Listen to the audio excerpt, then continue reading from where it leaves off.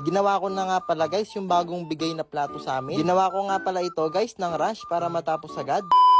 What's up sa inyo mga meatloaf? For today's video nga pala guys ay kakauwi ko lang galing sa school. Dahil nga pinasa ko nga pala guys yung ginawa kong plato kagabi. Pagka-uwi ko pa nga lang guys ay nagbihis na ako agad. Ilabas ko na nga rin pala agad guys yung mga gagamitin ko. Paglabas ko nga pala ng gamit guys ay naghanap na ako agad ng idodrawing ko. Hindi ko na nga namalayan guys, nakatulog na pala ako. Ganyan talaga guys kapag architecture student. Laging puyat. Yung tila bang parang niloloko mo na lang yung alarm clock mo guys. Magseset ka ng alarm pero hindi ka naman matutulog. Bali yung instruction nga pala dito guys ay guguhit kami ng bahay ng freehand na dapat yung bahay merong bakod. May kotse sa labas ng bakod, may puno sa gilid, may tao, at syempre may tae. Just kidding. Sabi nga pala ng teacher namin guys, pwede kaming kumopya sa Google. Pero dahil gusto kong matuto guys, at gusto ko ng originality, ay kukopya na lang ako sa Facebook. Just kidding. Habang gumagawa nga ako guys, nakaiglip ako ng 2 seconds. Buti na lang guys, nagising ako agad. Bali ang ginawa ko nga pala guys, ay kumuha nga lang ako ng idea sa Google at pinagsama-sama ko na lang yung design ko. After nga ng 2 oras guys ay natapos ko na yung ginuguhit ko. At syempre meron nitong tao, kotse, puno, bakod at bahay. Bali ang instruction nga pala dito guys ay pen lang yung gagamitin namin. Kaya nga gagamit ako ng watercolor. Anyway guys, meron na nga lang pala akong 1 hours. Balak ko nga kasing tapusin ito guys in just 3 hours. Bali guys, marami nga palang nagtatanong sa akin kung paano nga daw ako gumagawa ng puno. Sabi ko nga sa kanya guys, magtanim lang siya at tiligan niya araw-araw. Just kidding. Ngayong araw guys ay nilagyan ko nga pala ng peking butiki yung pagkain ni mama. Kaya mga guys, samahan nyo ko sa walang kwenta ngunit nakakatawang prank ngayong araw. What's up mga kamitlog? Ngayong araw guys ay wala na kaming pasok dahil natapos na nga yung first semester namin. Kaya mga guys ay marami na naman tayong gagawin na kalukuhan. Kaya nga mga guys ay umorder na nga pala ako ng peking butiki na nakita ko sa Shopee. At sakto nga mga guys, ngayong araw ay dumating na yung in-order ko. Tuwang-tuwa nga ako dito guys kasi 2 weeks ko na tong hinihintay.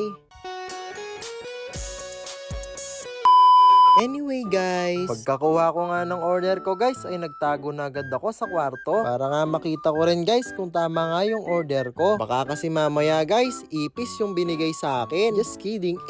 Kaya nga pala ako bumili ng ganto guys ay para i-prank yung mama ko. Grabe mga guys, pagbukas ko pa nga lang ay bigla na akong nagulat. Akala ko nga guys, totoong butiki yung nahawakan ko. Yung pambalot nga palang ginamit nila guys is karton. Tapos yung butiki nakabalot lang siya sa plastic. Grabe mga guys, tuwang-tuwa nga talaga ako dito sa na-order ko. Kasi nga naman ay para talaga siyang totoo. Ayun na nga guys, no, dumating na yung order nating peking butiki.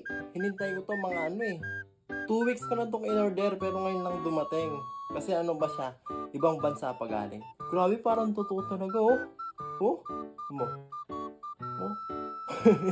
Parang totoo. Galing. Ito yung itsura niya. Yan.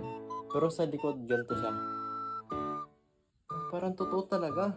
Pagkatapos ko nga palang buksan yung order ko guys ay lumabas na ako agad. At dinikit ko nga ito agad sa pader mga guys para makita ko nga kung ano ang itsura niya. Bali mga guys, yung di ko lang nagustuhan dito is wala siyang pandikit sa likod. Kaya nga inipit ko na lang siya sa likod ng frame. Grabe guys, parang totoo talaga yung butiki. Anyway guys, sobrang saya ko nga mga guys ay napalitan agad dito ng lungkot. Sapagkat nag-iisip nga ako dito mga guys kung paano ko ipaprank si mama. Hanggang naisip ko nga mga guys na ihalo na lang ito sa ulam niya mamaya. Bali guys, yung ulam nga pala namin is munggo. Kaya hindi talaga mahalata yung butiki.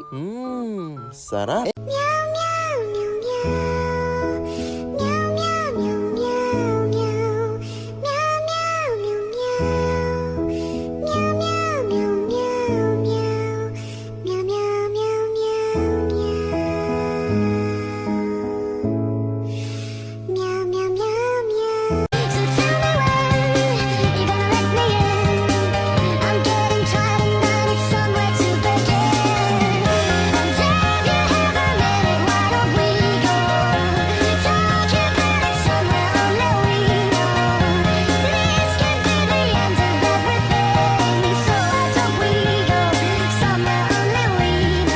Sinundo ko nga pala sa school yung kapatid ko guys, suot yung face mask na binili ko.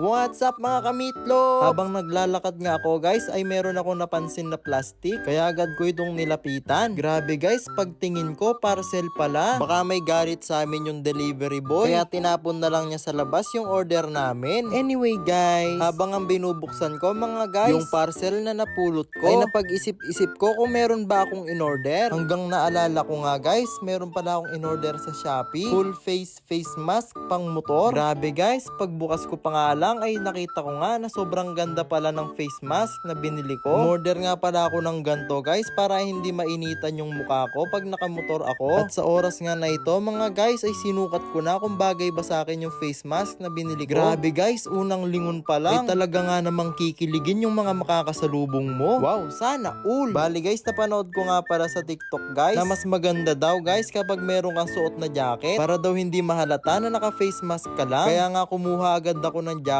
mga guys at tinry to agad. Grabe guys, kung gusto nyo palang pumogi ay dapat bumili kayo ng face mask na ito. Just kidding. Mahal, may tanong ako. What if naging kuto ako sa buhok mo? Huwag mo sabihin yan, mahal ko. Hindi, what if nga naging kuto ako? Ayoko.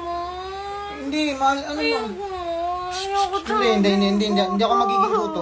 Hindi ako magiging kuto. Shh, Tana. Sorry. Sorry na. Hindi na ako magiging kuto. Okay guys, meron na tayong Muse. Escort naman, mag-nominate kayo. Escort Ma'am, na, I pre. nominate Richard as escort. Ano ito, ni-nominate ako. Guys, seryosohin naman natin, no? Huwag tayong maglokohan dito. Hindi ako nakipagbiruan sa inyo. Ang sabi ko, mag-nominate ng escort. Mukha bang escort yan? Anong laban yan sa school natin? Tangina, mag-nominate na lang kayo. Ang pangit pa. Okay, sino gusto maging escort?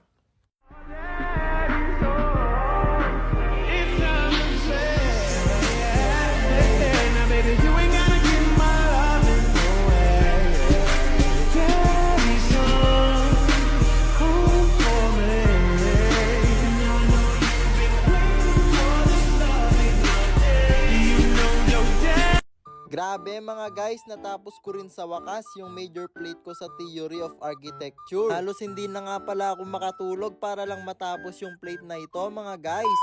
What's up mga kamitlog? Kung naalala nyo nga mga guys ay nagdrawing tayo nung nakaraan ng major plate ko sa Theory of Architecture. Ngunit hindi ko ito natapos dahil sobrang sakit na nga ng ulo at katawan ko. Kaya nga ngayon mga guys ay tatapusin na natin yung major plate ko. Baka kasi pag hindi ko pa natapos yung plate ko guys, baka ako na yung tapusin ng teacher ko. Just kidding.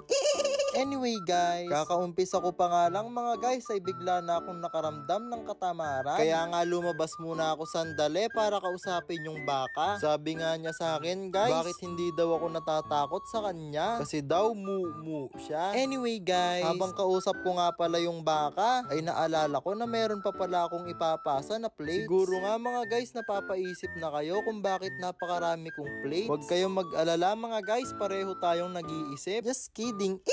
Kaya pala sunod-sunod yung mga plates namin guys. Kasi patapos na yung first semester namin. O diba nakasurvive tayo guys. Sabi nga ng tricycle driver guys na nasakyan ko, kailangan daw lahat ng sinimulan natin ay alam nating tapusin. Kaya nga yung ibang plates na binibigay sa akin guys ay hindi ko na sinisimulan. Para hindi ko na pinoproblema guys kung paano ito tapusin.